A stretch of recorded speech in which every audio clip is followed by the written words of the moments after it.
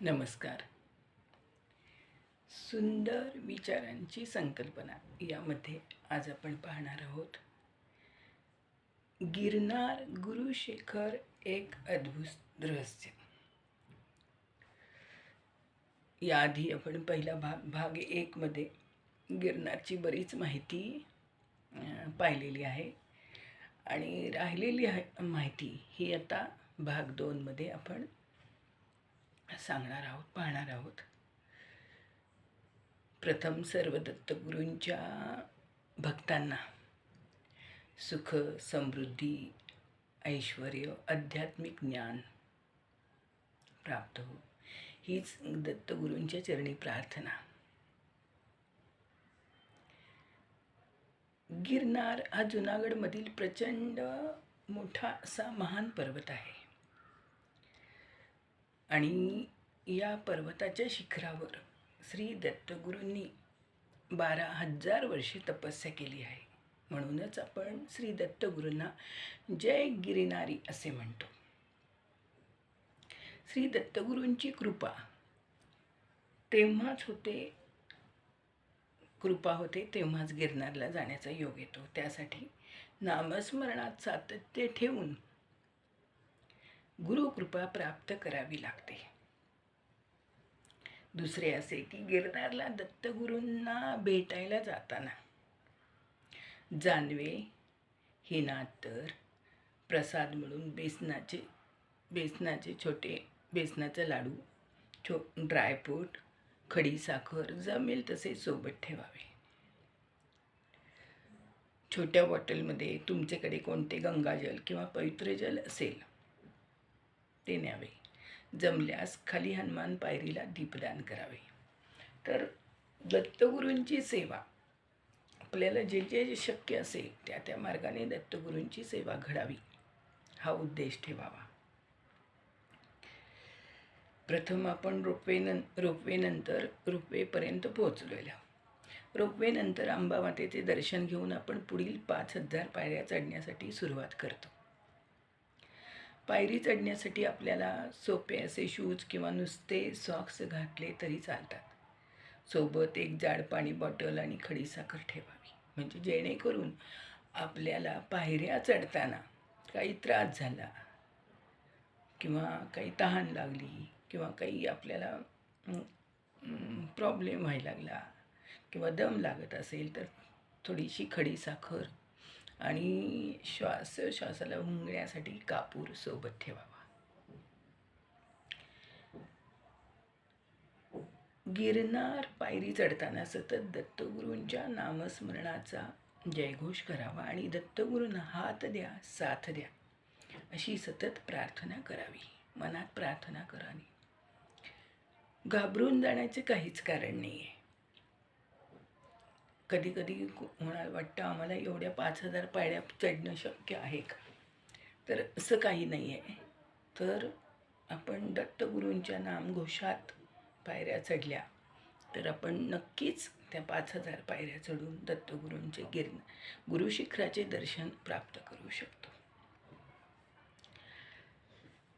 फक्त अहंकार बाजूला ठेवून, अहंकार गुरूंना अजिबात चालत नाही, मी सहज चढू शकतो ही भावना बाजूला ठेवावी आणि गुरूंच्या कृपेनेच मी या 5,000 पायऱ्या पार करू शकतो आणि 5,000 पायऱ्या चढू शकतो असे भान ठेवावे. ज्याचं नशीब बलवत्तर आहे तोच गिरनार चढू शकतो. गिरनारला दत्ताचे मूळ स्थान मूळ आसन मानले जाते. ही भूमी केवळ दगड मातीची नसून ती सिद्धांची भूमी आहे. गिरनार चढताना तुमचे जे शारीरिक कष्ट तुमचे पापकर्माचे ओझे जाळण्यासाठी आहे. गिरनार चढताना तुम्हाला जे काही कष्ट पडतात ते तुमचे पापकर्माचे ओझे जाळण्यासाठी आहे. भक्ताच्या जिद्दीची आणि भक्तीची कस लावण्याची परीक्षा आहे. म्हणजे गिरनार चढताना आपण स्वतःचा आत्मविश्वास आणि गुरूंची कृपा ह्याच्या बळावर आपण गिरनार चढू शकतो. आणि याच वेळेस आपल्याला आपली परीक्षा पण दत्तगुरू घेतात की नको बाबा फार कठीण आहे का, असं आहे का. नाही, गुरुकृपा होते आणि मीच चढू शकतो, मी चढण्याचा प्रयत्न करीन गुरुकृपेने. गुरु शिखराचे दर्शन घेतल्यानंतर भक्त स्वतःचे भान हरपून जातो अक्षरशः. म्हणजे काय होतं की गुरु शिखराचं दर्शन घेतल्यावर आपल्याला इतकं मन प्रसन्न होतं आणि एवढं आपल्याला समाधान वाटतं की आपण स्वतःचं भानच हरपून जातो आणि सर्व शारीरिक कष्ट आपण विसरून जातो. गिरनार ही नवनाथांची कर्मभूमी मानली जाते. अंबामातेचे दर्शन घेऊन पुढे जाणे म्हणजे आधी आईचे दर्शन आणि मग पुत्राचे दर्शन. म्हणजेच दत्तगुरूंचे दर्शन हे दत्तगुरूंचे दर्शन. अंबामातेचे दर्शन हे 51 शक्तिपीठापैकी एक स्थान मानले जाते. इथे देवीचे हृदय पडले होते असे मानतात. म्हणजेच काय, ही अंबामातेचं दत्तशिखर चढताना जे अंबामातेचं मंदिर आहे, त्या अंबामातेच्या मंदिराचं दर्शन म्हणजे 51 शक्तिपीठापैकी एक स्थान मानले जाणे आणि इथे देवीचे हृदय पडले होते असे मानतात. या ठिकाणी आई अंबामाता तुळजाभवानी पुढील पायरी चढण्यासाठी शक्ती देते, भक्तांना शक्ती देते. आणि गुरु शिखराच्या थोडे आधी श्री गोरक्षनाथाचे मंदिर लागते. येथे वर्षानुवर्षे अखंड धुनी प्रज्वलित आहे. येथे गोरक्षनाथांनी दत्तगुरूंची सेवा करून अखंड दर्शनाची मागणी केली. म्हणून गोरक्षनाथ मंदिर आणि गुरु शिखर एका सरळ रेषेत, म्हणजेच गोरक्षनाथांना दत्तगुरूंचे अखंड दर्शन व्हावे यासाठी होत राहील म्हणून गोरक्षनाथांचे अखंड दर्शन होत राहील म्हणून गोरक्षनाथाचे शिखर हे तपोबलाचे प्रतीक आहे. येथे नाथ संप्रदायाची ऊर्जा प्रवाहित होत असते.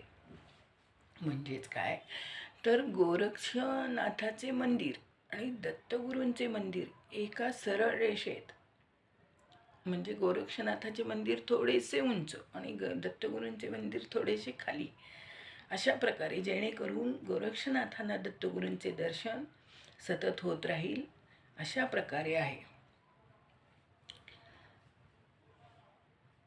गोरक्षनाथाचे शिखर हे तपोबलाचे प्रतीक आहे. येथे नाथ संप्रदायाची ऊर्जा प्रज्वलित होते. जो श्रद्धेने पाऊल टाकतो त्याला दत्त महाराज गुरु शिखरावर पोहोचण्यासाठी साथ देतात. गिरनार भक्ताला निर्भय बनवितो. गिरनार चढल्यामुळे भक्त निर्भय बनतो. गिरनारला जायचे तिकीट काढले तरी जोपर्यंत दत्तगुरूंची इच्छा नसते तोपर्यंत तुम्ही तेथे पोहोचू शकत नाहीत. गिरनारची वारी ही सर्वात श्रेष्ठ तपस्या आहे. गिरनारला जाणे म्हणजे गिरनारला तुम्ही जाताय, जोपर्यंत दत्तगुरूंची कृपा होत नाही तोपर्यंत तिथे पोहोचू शकत नाही. तिकीट जरी काढलं तरी दत्तगुरूंची इच्छा नसते तोपर्यंत तुम्ही तिथे पोहोचू शकत नाही. गिरनारची वारी ही सर्वात श्रेष्ठ तपस्या आहे. गिरनारला जाणे म्हणजे दत्त महाराजांनी तुम्हाला निवडले. तुमची भक्ती सफल झाली, तुमची श्रद्धा आणि गुरुवरची निष्ठा सफल झाली म्हणून दत्त महाराजांनी तुम्हाला निवडले असा अर्थाने गिरनारला जाण्याचा योग येतो. आणि दुसरे असे की भक्त कुणी दत्तगुरू कोणाच्याही रूपाने दर्शन देतात. समजा गिरनारच्या पायऱ्या चढताना तुम्हाला कोणी पाणी मागितले तर नाही म्हणू नका, कारण दत्त महाराज हे कधी कोणाच्या रूपात दर्शन देतात हे सांगता येत नाही. आम्ही गुरु शिखराचे दर्शन घेतले आणि स्वतःचे अस्तित्व विसरून गेलो. कशाचे भान राहिले नाही. मन तृप्त झाले आणि सगळा क्षीण नाहीसा झाला. वरती गुरु शिखरावर पोचल्यानंतर आपण इतक्या पायऱ्या चढून आलो, एवढा त्रास झाला होता, हे सगळं आपण विसरून जातो आणि आपल्याला काहीच भान राहत नाही.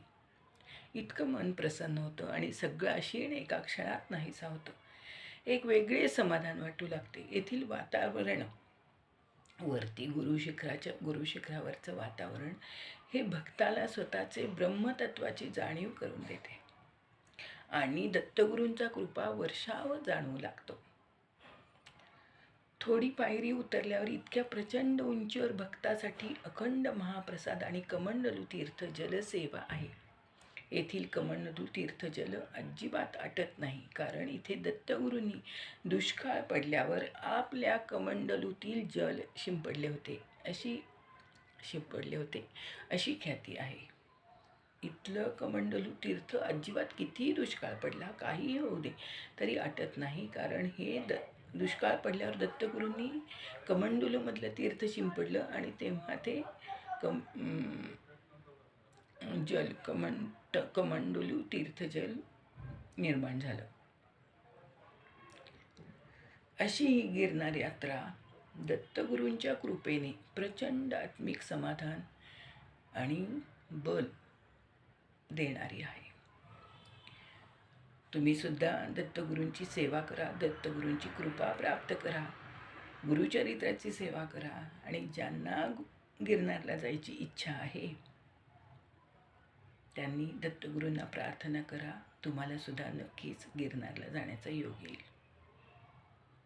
अवधूत चिंतन श्री गुरुदेव दत्त.